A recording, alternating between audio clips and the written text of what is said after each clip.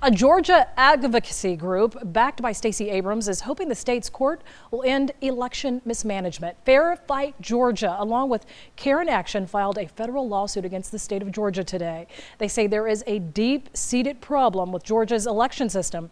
Our Glenn Marshall is live at the federal building with more on this. Glenn, good evening. Hey, good evening. Now, Fair Fight Action was formed out of Stacey Abrams' campaign. Now, they are hoping this lawsuit that was filed today will end voter suppression in Georgia.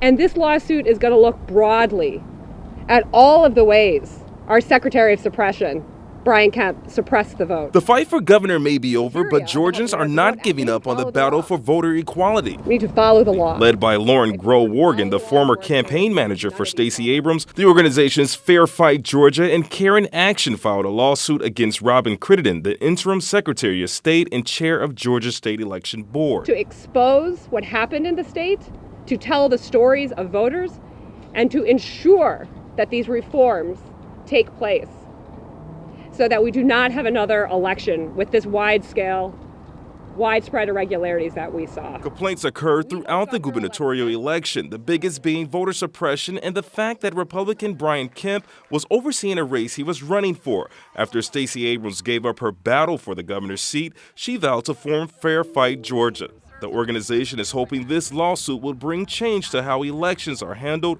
with the voices of thousands of voters who sign affidavits. So you got to stop the purges and the use it or lose it. In fact, unknown thousands of Georgians were unable to cast ballots because they showed up at polling locations where they have voted cycle after cycle after cycle, and somehow they had been purged.